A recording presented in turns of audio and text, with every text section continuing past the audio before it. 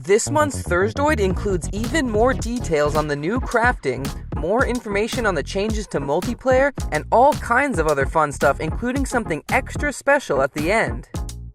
The devs kick things off by sharing with us one of the permanent underground structures that are going to be added to the map. As you can see here, it is a deep underground bunker that would be perfect for turning into a safe house. There will be plenty of these permanent underground structures, but there will also be lots of randomly generated ones too, mostly in houses. With this, they also tell us that they are working on making sound that comes from street level more muffled when you are underground or many stories up.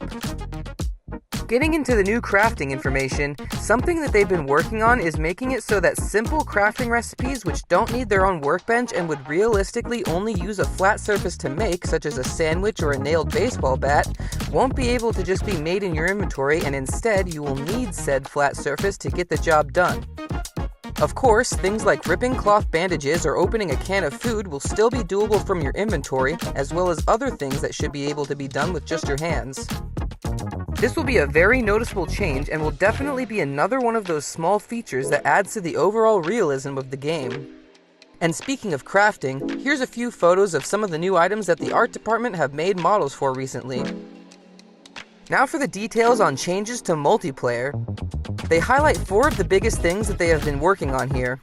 Firstly is the privacy and anti-cheat, which was being worked on for the past several months. Second is improving synchronization of characters between clients, which is very welcome. Third is changes to PvP animations and logging, which will make PvP more fair and fun. And fourth is safe house improvements. One extra feature that is super cool is a new disguise option that admins can enable on their server.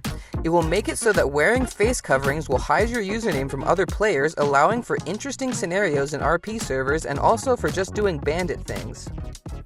These aren't the only things on the to-do list for multiplayer, but so far the things that they have mentioned sound like they are definitely going to polish the multiplayer experience in Project Zomboid a ton.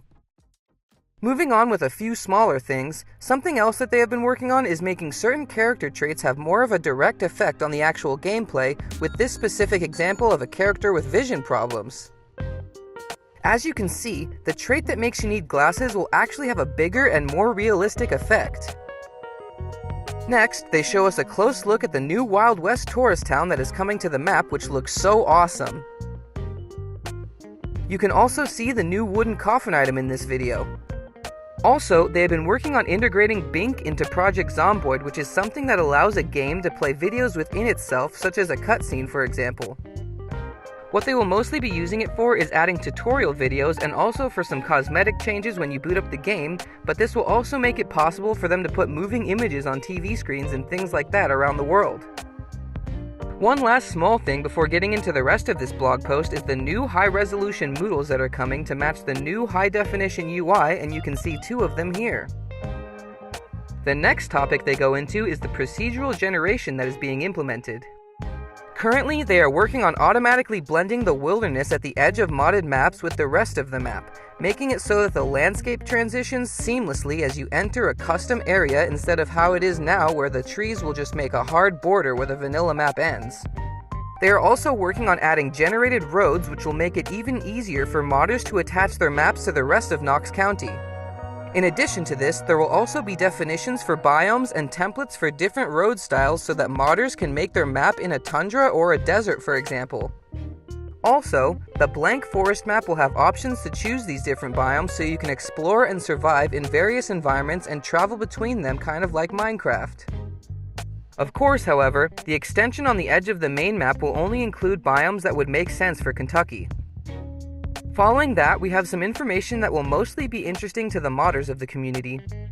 The devs actually said themselves it's okay to skip this if we are bored, but I will try my best to summarize it since even I struggle to wrap my head around it.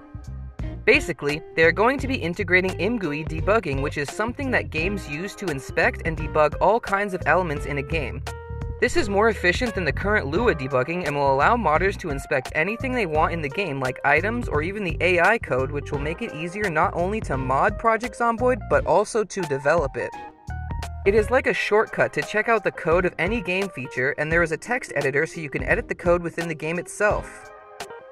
Now moving on to the final main thing in the Thursdoid before we get to the extra special ending of this month's blog. One member of the team has been working on various improvements for the guns and shooting in the game. These improvements make guns more useful at lower skills, taking into account other variables like your strength skill and range or timing. The specific changes so far are: they rebalanced how hit and recoil are calculated, improved target highlighting since before the color changing to green was a little misleading and not actually quite as accurate as it looks.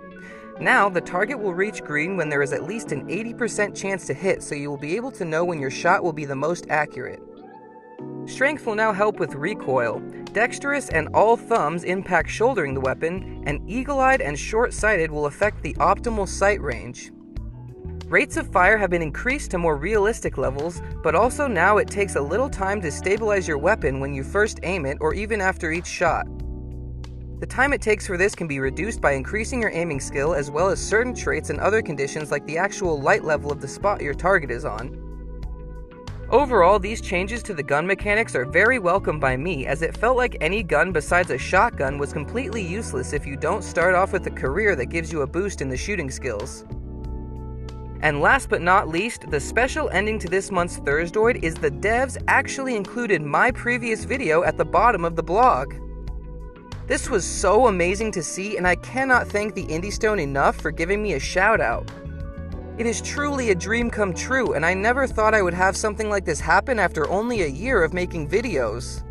If you want to check out the video, it covers every feature coming in Build 42, and now according to the devs themselves, it is, quote, a great rundown on what we've been working on.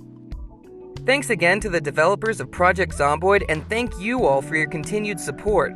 I promise to continue to provide nothing but the best quality Project Zomboid content for years to come.